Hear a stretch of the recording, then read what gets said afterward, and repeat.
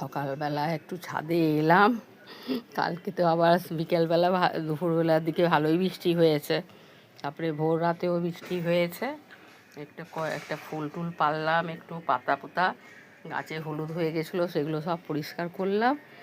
তখন আর তো ভিডিও করা হলো না, সব করে টোরে তারপরে একটুখানি ভাবলাম করি। কাল বিকেলেও আসা হয়নি, এসে আর করা গেল না, মানে দেখাও গেল না, দেখতেও আসিনি।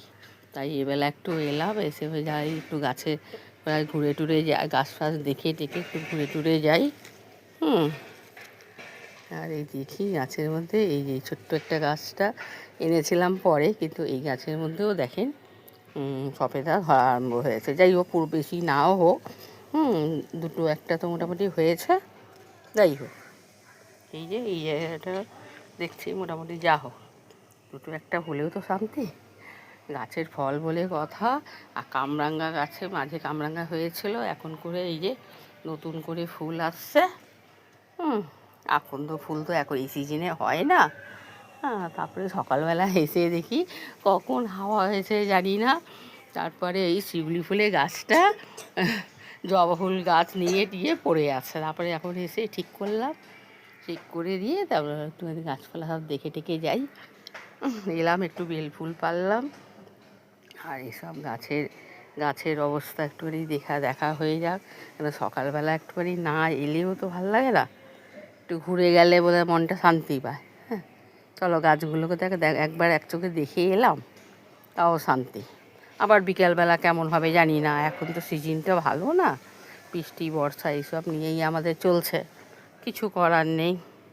এই বছর এমনিতে জানলাম বৃষ্টিটা মোটামুটি ভালোই হচ্ছে, আর ভালোই বৃষ্টি, কেন এত বৃষ্টি অনেক বছর ধরে হয়নি।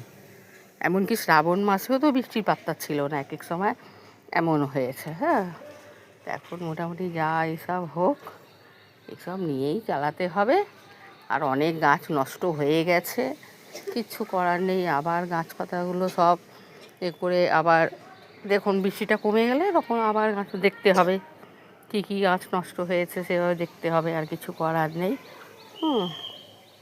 তারপরে এই সময় জানলাম একটু যাই ছাদে একটু ঘুরে আসি।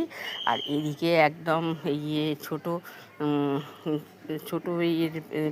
গাছটা, ছোটো এলাচে গাছটা এত জড়ো হয়ে গেছে বলে একে বেশিটুকু জায়গা দিয়ে একটা মাঝখানে সাইডে করে করে বেশি জায়গা নিয়ে রাখলাম। সজনে ডাঁটাটা মাঝখানে, অত উপরেটাই ফুটে যাচ্ছে, এই জন্য অসুবিধা নেই, সজনে ডাঁটাটা লম্বা হয়ে যাচ্ছে, অসুবিধা নেই। আর তারপরে আমার এই সফেদা গাছটা কী হচ্ছে, এখন বাড়ন্তর সময় তো